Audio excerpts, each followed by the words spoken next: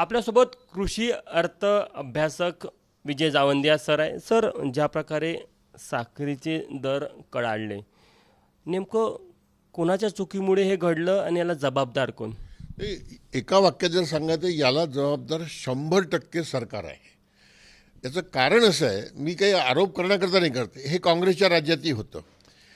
1990 नंतर आमच्या देशात मुक्त अर्थव्यवस्थेचे ढोल वाजवले गेलेत. खाऊजा धोरण, खाजगीकरण, उदारीकरण, जागतिकरण, सगळं खुलं करायचं, बाजार व्यवस्था सगळं ठरवेल. पण ऊस आणि साखर याचं जे अर्थकारण आहे हे कधीही आमच्या देशामध्ये मुक्त अर्थव्यवस्थेमध्ये नव्हतं. त्याच्यात संपूर्णपणे सरकारचा हस्तक्षेप 100% होता. उदाहरणच द्यायचं झालं तर जेव्हा जेव्हा जगात साखरेच्या भावात मंदी होती तेव्हा तेव्हा भारत सरकारने साखरेवर आयात कर लावून देशात साखर येऊ दिली नाही. ते आता स्पष्ट झालं आहे की त्यांनी सांगितलं 100% आयात कर होता, म्हणजे मान्य केलेलं आहे. जेव्हा जेव्हा जगात मंदी होती, भारतात साखर सरप्लस होती, तेव्हा तेव्हा साखर निर्यातीला सबसिडी देऊन साखर निर्यात केलेली आहे. म्हणून तुम्ही पहा, अनेक लोक असं म्हणतात की साखर निर्यात करणारा देश आता साखर आयात करणारा झाला है ना. याच्या पुढे जाऊन दर महिन्याला साखर किती विकायची हे सरकार ठरवतं. कोटा देते दर महिन्याला प्रत्येक कारखान्याला की तुम्हाला इतकीच विकायची आहे साखर, त्याच्यापेक्षा जास्त साखर तुम्ही विकू शकत नाही. त्याच्या पुढे ती साखर एका विशिष्ट किमतीच्या कमी किमतीत विकता येत नाही, ज्याला मिनिमम सेलिंग प्राईस म्हणतात. ती याच्याकरता की जर कारखान्यांनी स्पर्धेमध्ये स्वस्त विकायला सुरुवात केली गलटच्या वेळेला तर बाजारात एकदम भाव पडतील.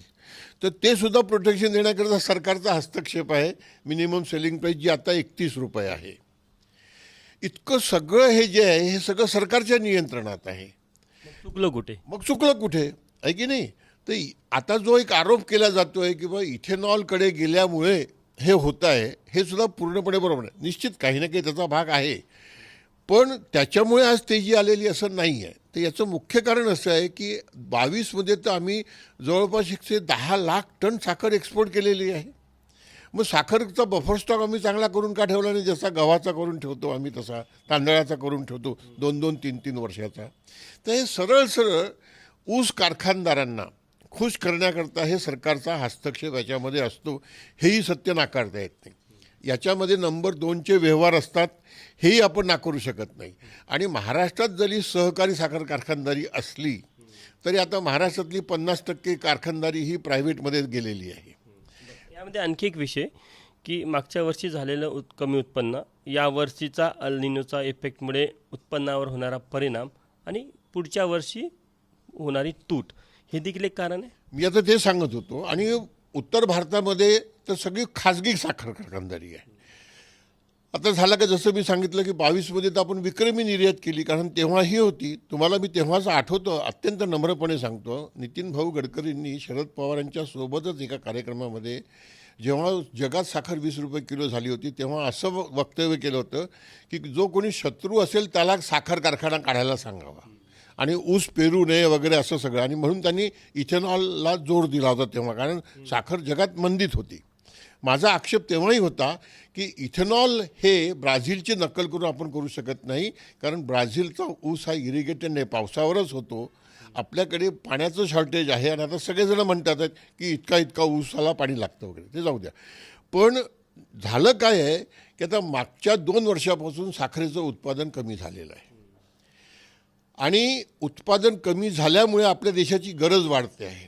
त्यातही आपण थोडीशी साखर ही इथेनॉलकडे घेऊन जातो आहे.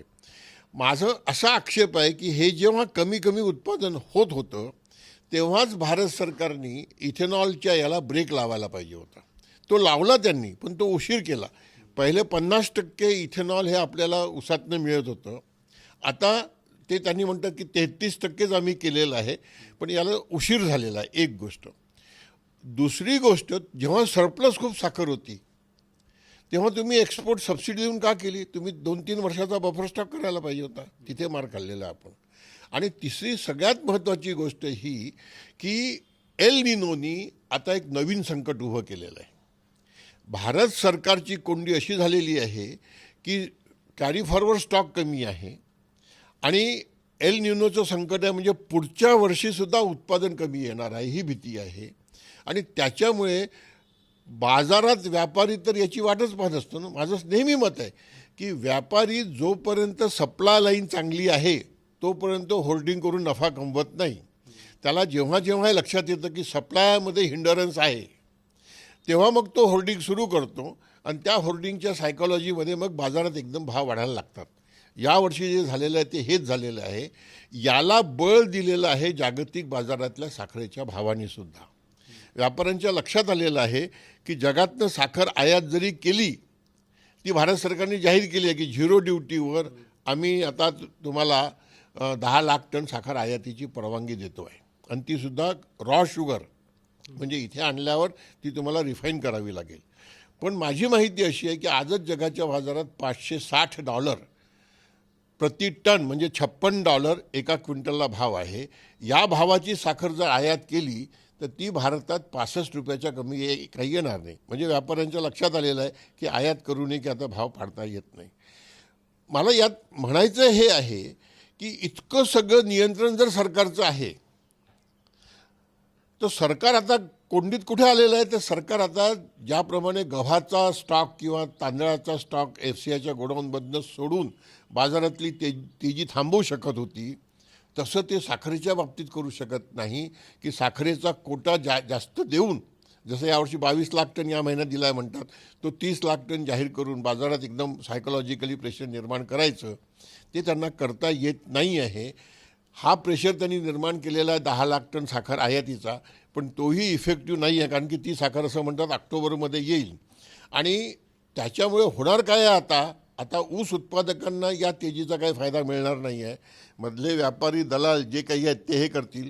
काही साखर कारखानदार ते खाजगी झाले आहेत सहकाराच्या नावावर, ते मजा करतील. आणि ऊस उत्पादकांना या तेजीचा काही फायदा मिळणार नाही. तुम्ही म्हणाले की काही व्यापाऱ्यांनी साठवणूक करून ठेवली. मग हे सरकारचं नियंत्रण असताना त्यांना साठवणूक करण्याची संधी कुठे मिळते? हाच तर सगळ्यात मोठा गोळ. इतकं इफेक्टिव्ह सरकार आहे म्हणतात, नाही खाऊंगा ना खाणे दूंगा. बाजारात जेव्हा 22 लाख टन साखर हे कोटा रिलीज करतात तो कोटा साखर कारखाने टेंडर देऊन विकतात. मग तो कोणी विकत घेतला हे यांना माहिती नाही का? त्यांनी कुठे साठवलं हे यांना माहिती नाही का? त्याच्यावर छापे का टाकत नाही? पुढाऱ्यांना ज्यांना आपल्या पक्षात आणायचं आहे त्यांच्यावर हे ताबोत ED याची कारवाई करतात. मग यांच्यावर यांना का करता येत नाही? सरकार अजूनही ज्यांनी साठवणूक केली त्यातनं तो साठवणुकीचा साखर साठा बाहेर काढू शकतं. आणि मध्ये आता काल अशी बातमी आहे की त्यांनी थोडीशी सुरू केली तर त्याच्याबरोबर 6-7 रुपये किलो साखर कमी झालेली आहे. 70-72पर्यंत गेलेली साखर आज 62-63 रुपयाला असं म्हणतात. मला असं वाटतं की जर राजकीय इच्छाशक्ती असली तर हे सगळं करू शकतात. आणि एकीकडे हर्षवर्धन पाटील जे आमच्या महाराष्ट्राच्या साखर कारखान्याचे सहकारी कारखान्याचे अध्यक्ष आहेत ते काय म्हणतात आहेत की आमच्याजवळ तर 3 महिन्याचा स्टॉक आहे. मग 3 महिन्याचा स्टॉक असताना ऑक्टोबर-नोव्हेंबरमध्ये जर क्रशिंग सुरू होणार आहे तर मग एवढी तेजी एकदम म्हणजे 20 दिवसामध्ये 20 रुपये किलोची तेजी हे तर एकदमच आश्चर्यकारक आहे ना. म्हणून मला काय वाटतं की हा सगळा सावळा गोंधळ कुठेतरी मध्ये पैसे कमवण्याकरता. अचानक पण 20 रुपये किंवा 15-20 रुपये वाढण्याचं कारण काय आणि कोणामुळे वाढले? मग हे कोणी वाढवले? सरळ सरळ साठेबाजीमुळे आहे. एक पॅनिक तयार केलेलं आहे. आणि त्या पॅनिकमध्ये काही लोक, म्हणजे काल एका साखर कारखान्याचा अभ्यास करणारा, मी नाव घेऊन सांगतो त्यांचं, ते स्वाभिमानी शेतकरी संघटनेचे कायदेगर नाही, कायदा शेती तर आहेच पण त्यांचे सहकारी आहेत, आता नाव त्यांचं मी विसरतो आहे, ते ॲडव्होकेट आहेत, ते पुण्याला राहतात. त्यांनी फार छान सांगितलेलं आहे की याच्यामध्ये सगळे हे व्यापारी आहेत आणि त्याच्यामध्ये सगळे नेते आहेत. हे नेते काँग्रेस सोडून भाजपमध्ये का आलेले आहेत? ते हे सगळे नंबर 2ची त्यांची कामं जी आहेत ही लपवण्या करतात. आणि त्यांनी एक फार छान ट्रिक सांगितली. आता या व्यापाऱ्यांनी ऑक्टोबरमध्ये हे होईल, परिस्थिती सुधारेल असं वाटत मला. खूप जास्त सुधारणार नाही, पण एक गोष्ट निश्चित आहे की ऑक्टोबरमध्ये आयात केलेली साखर येईल आणि नवीन साखर बाजारात येईल. तेव्हा बाजारात भाव पडतील आणि पुन्हा ऊस उत्पादकांना मंदीचा, साखरेच्या मंदीच्यामुळे पुन्हा ऊसाचा भाव काही जो आज 70 रुपयांनी मिळाला असा तो मिळणार नाही. काल मी हर्षवर्धन पाटलांची मुलाखत ऐकत होतो. मी हा मुद्दा आणखी इथे सांगतो. कसं ऊसाला संरक्षण आहे, साखरेला संरक्षण आहे. मी जी MSP सांगितली 31 रुपये, ती 41 रुपये करण्याची मागणी आमच्या मुख्यमंत्र्यांनी केली. साखर कारखान्यांनी केली. मी तेव्हाच अमित शहांना पत्र लिहिलं होतं की आम्हाला 41 रुपये MSP करण्यामध्ये विरोध नाही, पण 31 रुपये MSP असताना आम्ही 50 रुपयाची साखर खातच होतो ना, कारण की कारखान्याला वरती विकता येते. आता 41 रुपये MSP केली म्हणजे काय होईल की 41 रुपयाच्या कमी किमतीत कारखाने साखर विकणार नाहीत. म्हणजे मग बाजारात उपभोक्त्यांना 50 रुपये 60 रुपये किलो साखर खाण्याची मानसिकता तयार करावीच लागेल. आणि काल हर्षवर्धन पाटलांनी याच्यावरच बोट ठेवलं की 50 रुपये 52 रुपये किलो साखर ही उपभोक्त्यांनी खाल्ली पाहिजे, तरच ऊस उत्पादकांना योग्य किंमत मिळू शकते आणि ऊसाचं उत्पादन वाढू शकतं. मला यालाही विरोध नाही, फक्त मला या साखरेच्या भावाच्या तेजीमुळे जी चर्चा आहे आणि फ्री मार्केट म्हणून, ग्लोबलायझेशन म्हणून जे कापूस उत्पादकांना, सोयाबीन उत्पादकांना, बाकीच्या उत्पादकांना मूर्ख बनवलं गेलेलं आहे ते दुरुस्त करावं. आणि साखरेला जसं संरक्षण देतात आयात निर्यातीपासून आणि MSP पासून, तसंच संरक्षण देशातल्या सगळ्या शेतीमालाला द्यावं हे हर्षवर्धन पाटलांनी सुद्धा जाहीरपणे म्हणावं. आणि त्यांनी देवेंद्र फडणवीसांच्या माध्यमातून दिल्लीला जाऊन मोदी आणि शहांनाही म्हणावं, तर या चर्चेचा सार्थक परिणाम झाला याचं मी स्वागत करेन. आपण बघू शकतो की सध्या जे साखरेचे दर कडाडले आहे याचं नेमकं अर्थकारण काय आहे, सरकारचं या संपूर्ण व्यवहारावर किंवा साखरेच्या पुरवठ्यावर किती नियंत्रण आहे आणि सरकारचं कुठे चुकलं, हे सगळं विजय जावंदिया सरांनी आपल्याला समजून सांगितलं. कॅमेरामॅन मिथुन आदमणेसह तुषार कोहळे, ABP माझा, नागपूर. ABP माझा, उघडा डोळे बघा नीट.